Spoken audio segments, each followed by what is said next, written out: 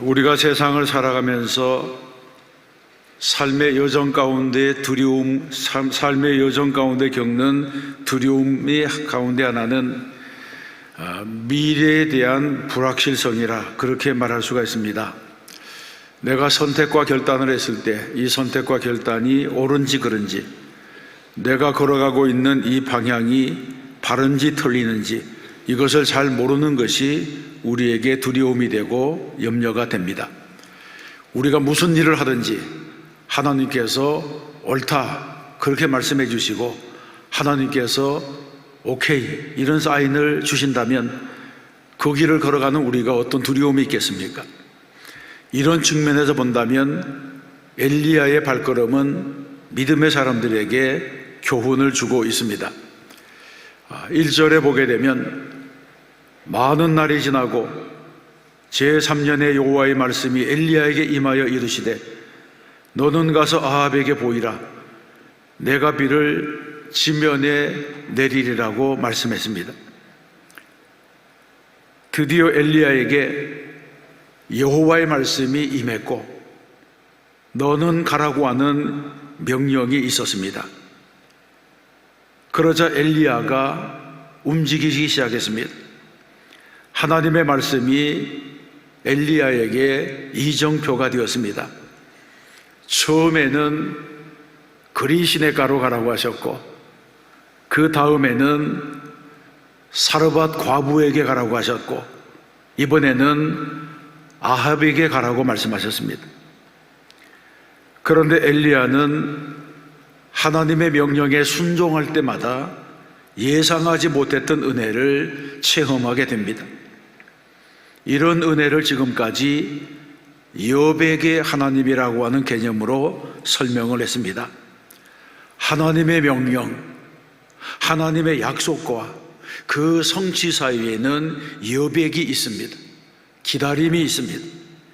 이 여백은 믿음으로 순종할 때에 채워집니다. 엘리야는 또다시 하나님의 명령과 성취 사이에 여백을 채우기 위하여 일어섰습니다. 이번에는 아합에게 가라고 하는 명령을 주셨습니다. 지금 엘리야는 아합을 피해서 숨어 있었습니다. 이렇게 숨어 있는 엘리야에게 아합에게 가라고 하십니다. 이것은 마치 사자굴로 들어가라, 내 목숨을 찾는 자들에게 가라고 하는 명령과도 같습니다. 그러면 엘리야가 아합을 만나는 과정에는 어떤 교훈이 있습니까? 먼저 하나님께서 엘리야를 언제 부르셨습니까? 17장에는 사르밧 과부의 아들이 살아나자 내가 이제야 당신은 하나님의 사람이시오, 당신의 입에 있는 여호와의 말씀이 진실한 줄 아노라라고 하는 신앙 고백을 듣게 됩니다. 이때 엘리야의 정황을 이렇게 추측해 볼 수가 있습니다. 사르밧 과부의 집에서는 매일같이 기적적으로 식량이 공급되고 있었습니다. 과부의 죽은 아들도 살아났습니다. 그들의 체험적인 신앙도 깊어졌습니다. 이제 엘리야가 더 이상 이 사르밧에 머물 필요가 없는 것처럼 보입니다. 엘리야는 할 만큼 했고 능력도 베풀 만큼 베풀었고 더 이상 그곳에 머무는 것이 시간 낭비와 같이 보입니다. 아마 엘리야의 마음속에도 하나님, 언제 다시 나를 사용하시렵니까? 언제 나를 다시 인도하시렵니까? 이런 질문이 있었을 것입니다. 사르밧에 온 지가 오래되었고 죽은 아이까지도 기도로 살려냈기 때문에 사기가 하늘을 찌를 듯이 높아진 마당에 엘리야의 마음이 얼마나 조급했겠습니까? 이제는 자신을 세상에 드러내고 싶었을 것입니다. 그러나 하나님의 시간표와 엘리야의 시간표는 달랐습니다. 1절에서 무엇라고 말씀합니까? 많은 날이 지나고 제3년에 여호와의 말씀이 엘리야에게 임하여 이르시되, 이렇게 말씀합니다. 하나님께서 때가 찰 때까지 기다리셨다가 많은 날이 지나고 나서야 말씀하셨다고 하는 것입니다.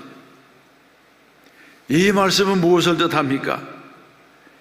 엘리야는 죽은 아이를 살려내고도 하나님이 정하신 3년의 기한이 찰 때까지 많은 날들을 더 보냈습니다. 그러면 하나님께서는 왜 이렇게 많은 날들을 흘려보내게 하신 것입니까?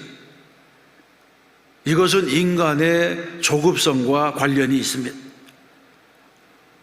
우리는 무언가 좀 될 듯하면 성급하게 뛰쳐나가고 싶어 합니다. 조금만 알면 말하고 싶어 합니다. 영적인 체험도 마찬가지입니다. 조금 남다른 체험을 하게 되면 금방 표를 내고 싶어 합니다. 무엇인가를 보여주고 싶어 합니다. 그래서 많은 날들이 필요한 것입니다. 불필요할 것 같은 기다림이 그런 것 때문에 필요하게 됩니다. 아브라함은 하나님께로부터 하늘의 무별같이 바닷가의 모래알처럼 많은 자손들에 대한 약속을 받았습니다. 그런데 그 약속이 언제 이루어집니까? 많은 날을 보낸 후 무려 25년이 지나서 이삭을 통해서 이루어지기 시작했습니다. 왜 그런 것입니까? 그것은 아브라함이 약속을 받았지만 아직 약속이 이루어질 만한 준비가 되지 않았기 때문입니다. 그래서 아브라함에게는 더 많은 기다림이 필요했습니다. 하나님께서는 엘리야가 자신의 열심에 넘쳐서 무언가를 하려고 할 때에 허락하지 아니하시고 많은 날들을 사르밧 과부의 집에 묶어두셨습니다. 이것이 바로 하나님의 뜻입니다. 소명은 내 뜻이 아니라 하나님의 뜻입니다. 하나님의 출발 신호가 있기 전에 뛰쳐나가면 실격이 되고 맙니다. 우리의 다름질도 마찬가지입니다. 하나님의 결재를 받아야 됩니다. 나는 준비가 다 된 것 같은데 아직 머물러 있는 분이 있습니까? 그렇다면 조급해하지 마세요. 하나님의 많은 날들은 내 시간표대로 움직여지지 않습니다. 그래서 기다리는 훈련이 필요합니다. 우리는 내일의 부르심을 위하여 오늘 잠잠히 기다려야 합니다. 하나님이 정하신 많은 날들이 지나가면 쓰임받을 수 있도록 하루하루를 성실하게 살고 삶의 여백을 채우는 성도들이 되어야 할 줄로 믿습니다. 두 번째 생각할 것은 엘리야는 누구를 만났습니까? 엘리야는 오바댜를 만났습니다. 7절 말씀입니다. 오바댜가 길에 있을 때에 엘리야가 그를 만난지라. 아멘. 이 오바댜는 누구입니까? 오바댜는 아합의 신하인 동시에 여호와를 경외하는 사람이었습니다. 이스라엘 백성들은 본래 하나님만을 예배하던 자들이었습니다. 그런데 아합과 이세벨이 우상 종교를 가지고 들어온 이래 함께 타락해서 하나님과 맺은 언약을 깨뜨렸습니다. 그래서 하나님이 미워하시는 우상 숭배에 빠져서 거짓되고 타락한 자들이 된 것입니다. 그런데 오바댜는 달랐습니다. 오바댜는 역경 가운데서도 하나님을 섬겼습니다. 성경이 그 사실을 증명합니다. 오바댜는 자신을 뭐라고 소개합니까? 종은 어려서부터 여호와를 경외하는 자라, 이렇게 말씀합니다. 그는 적진 속에 있는 아군과 같습니다. 그는 아합의 영향력 아래에 있었지만 여전히 믿음을 잃지 않은 신앙의 사람이었습니다. 우리는 이렇게 생각할 수가 있습니다. 아합과 이세벨은 우상을 숭배하는 자들인데 그의 권세 아래에서 왕궁의 일을 맡았다고 하는 것은 악과 더불어 타협한 것이 아닌가? 그가 진정으로 하나님을 섬기는 사람이라면 악의 소굴에서 빠져나왔어야 하지 않을까? 그렇게 생각하면서 세상에는 의로운 사람을 찾기 어렵다, 이렇게 한탄할 수가 있습니다.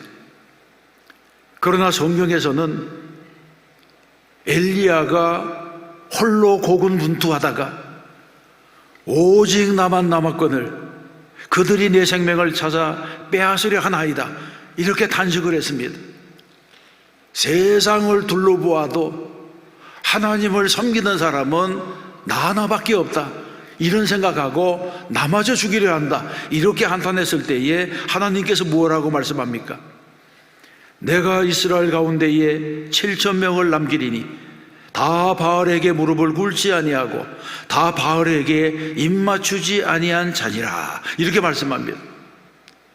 세상이 다 타락하고 세상이 다 더러워진 것 같지만 그래도 곳곳에 하나님께서 하나님의 사람들을 감추어 두셨다고 하는 것입니다. 그렇습니다. 오베다 같은 의인들이 곳곳에 숨어 있었습니다. 그래서 성경에서는 그가 비록 아합의 수중에, 아합의 수하에 있었지만 어려서부터 여호와를 경외하는 자였다고 증거하고 있습니다. 물론 우상 숭배자와 한 지붕 아래 사는 일은 어렵고 힘든 일이지만 하나님께서 그곳에 머물러 있어서 사명을 감당하라, 이렇게 말씀하시면 머물러 있어야 하는 것이 성도의 의무입니다. 오바댜가 아합 곁에 있었던 것은 하나님의 구원 계획의 일부였습니다. 그래서 오베다는 아합 곁에서 여러 가지 일을 한 것입니다. 이런 예는 성경 곳곳에 있습니다. 요셉은 바로의 총리 대신을 했고, 다니엘은 바벨론의 총리이자 느부갓네살의 자문관이 되었고, 모르드게는 아하수에로 왕의 최고 실권자였으며, 초대교회 안에도 로마 황제 가이사의 집안 사람들이 많이 있었습니다.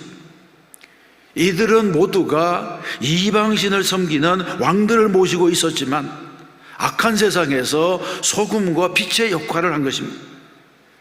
이런 면에서 본다면 오베다는 썩은 아합궁에 머물렀던 유일한 방부제였다, 그렇게 말할 수가 있습니다. 이 오베다는 자기에 맡겨진 중요한 일들을 했습니다. 가끔 우리는 이런 질문을 할 때가 있습니다. 삶의 현장이 신앙과 동떨어져 있는데 이런 직업을 계속해야 합니까? 이런 질문에 오베다는 대답이 됩니다. 우리는 이 세상을 살아가면서 하나님을 믿지 않는 죄 많은 세상을 온전히 떠나서 죄악이 없는 진공 상태에서 살 수가 없습니다. 그리로 도피할 수가 없습니다. 그렇다면 악이 창고라는 세상일지라도 노아처럼, 욥처럼, 다니엘처럼 내게 맡겨진 일을 해야 됩니다. 엉겅퀴 속에서 피어난 한 송이 백합화가 되어야 합니다. 중요한 것은 내가 하나님을 경외하는 자인가? 이런 질문에 대한 대답입니다. 그러면 오베다는 어떻게 하나님의 사람답게 살았습니까? 그에게는 상당한 재력과 세력이 있었습니다.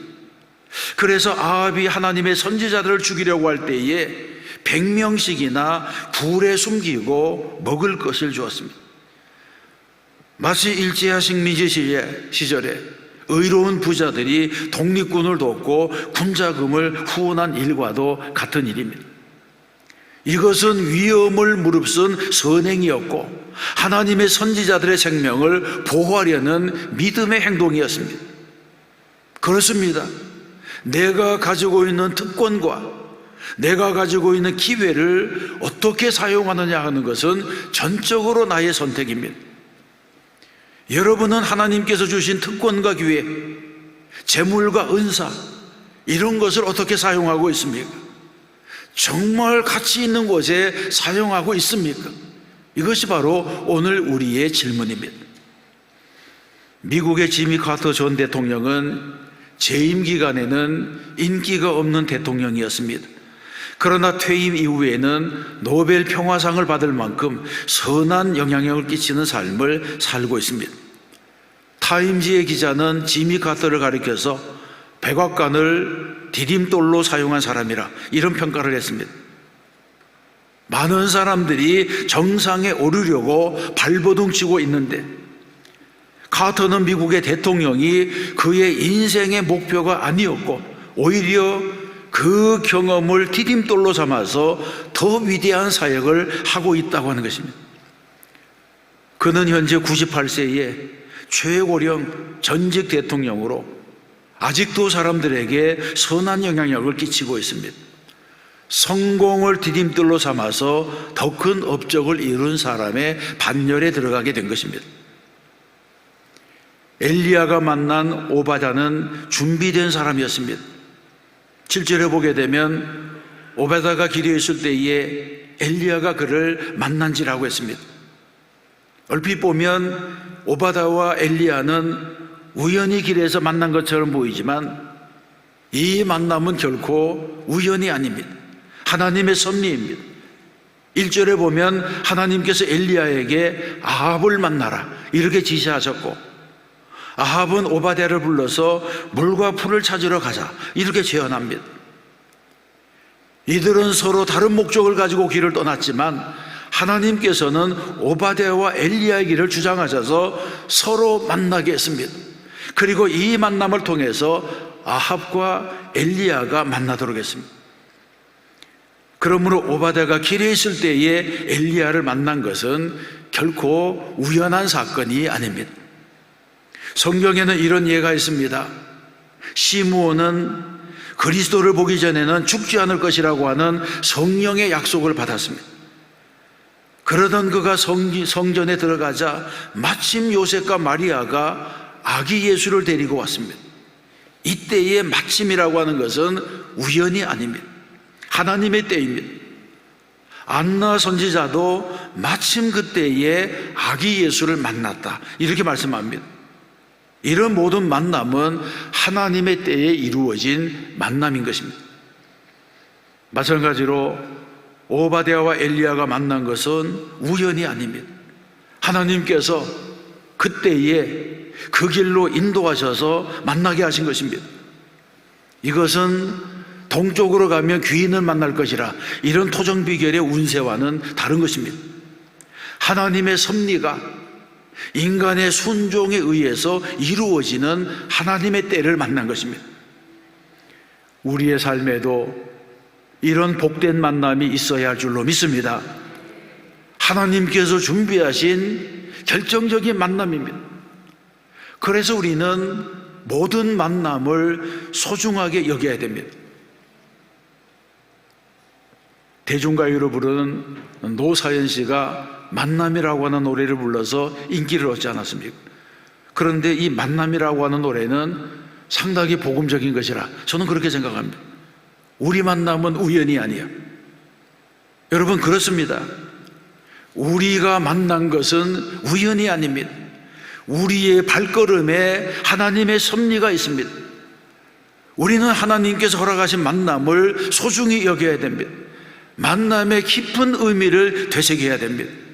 주님과의 만남, 교회와의 만남, 목회자와의 만남, 성도들과의 만남을 소중히 여겨야 됩니다.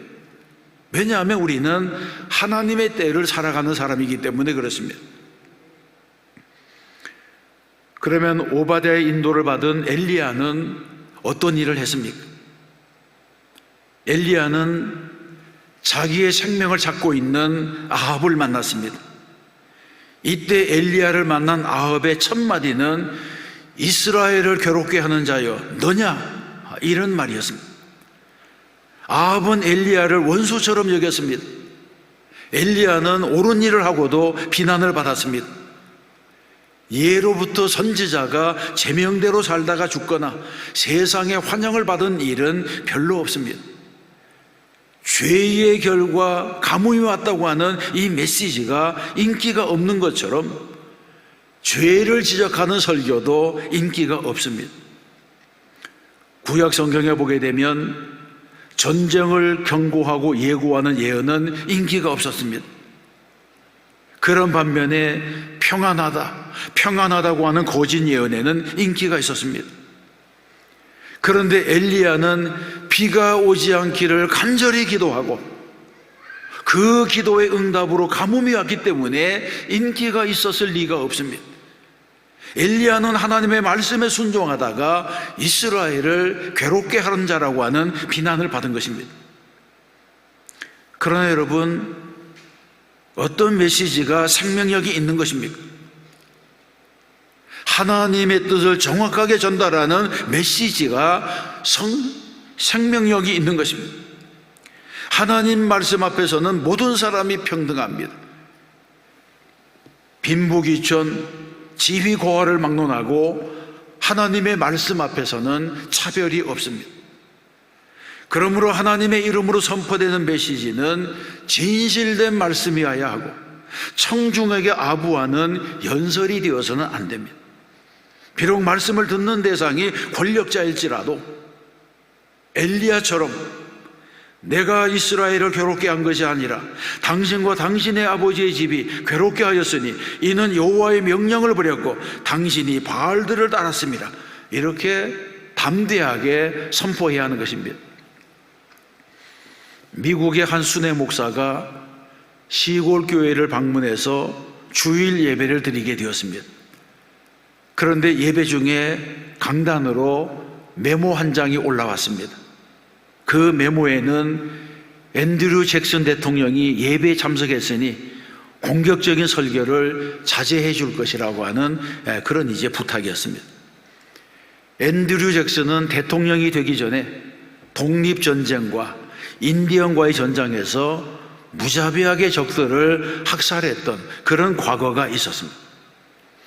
그때 설교자가 단위에 올라서서 선포한 첫 번째 메시지는 앤드류 대통령이 이 예배에 참석했다는 메모가 올라왔는데 한 가지 분명한 사실은 앤드류 잭슨 대통령일지라도 회개하고 복음을 믿지 아니하면 지옥에 간다는 사실입니다. 이런 메시지였습니다.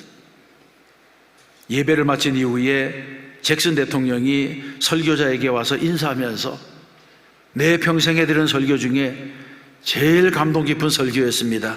이런 감사 인사를 했다고 합니다. 여러분, 성도는 어디에서든지 진리를 말하고 누구에게든지 복음을 말하는 사람이 되어야 합니다. 사랑하는 성도 여러분, 저도 37년째 목회를 하면서 많은 훈련과 연단을 받았습니다. 그 중에 가장 어려운 훈련이 무엇이었을까? 이렇게 생각해 보게 되면 그것도 역시 기다림의 훈련이었습니다. 하나님의 약속이 분명한데, 기도에 응답하신 것이 분명한데 그 약속이 이루어지는 과정은 여백입니다. 그리고 그 여백에는 어떤 설명도 없었습니다. 그럴 때마다 저는 설교자이기 때문에 늘 말씀을 묵상하고 기도하면서 하나님의 때를 기다렸습니다. 그리고 설교할 때에도 성도들에게 들으라고 하는 설교보다는 나도 그 설교에 청중이 되어서 하나님의 음성을 들으려고 하는 노력을 했습니다. 그랬더니 마침내 헝클어진 퍼즐이 조각조각 맞춰지듯이 내 인생이 한 걸음 한 걸음 하나님의 손에 인도하심을 받게 되었습니다. 여러분의 인생에 여백이 있습니까? 끝없는 기다림이 있습니까? 헝클어진 퍼즐 조각이 맞춰지지 않아서 답답해집니까? 하나님의 섭리는 믿음의 선택과 결단을 요구하고 있습니다. 그리고 하나님의 때는 인간의 계산으로는 예측할 수가 없습니다. 지금 내가 어느 때에 살고 있는지를 알 수가 없습니다. 요셉이 종살이 감옥살이 13년을 그 마지막 날까지 참고 기다린 것처럼, 모세가 미디안 광야에서 잊혀진 40년을 보낸 것처럼 하나님께서 불러주시기 전에는 아무도 하나님의 때를 짐작할 수가 없습니다. 기다림만이 유일한 방법입니다. 그러므로 미종과 순종으로 약속과 성취 사이의 여백을 채워나가야 하는 것입니다. 이때 필요한 것이 바로 기다림의 훈련인 것입니다. 기다림이 지루하신 분이 있습니까?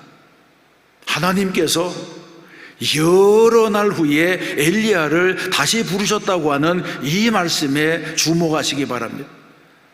하나님이 나를 잊으신 것이 아닙니다. 아직 때가 이르지 않았을 뿐입니다.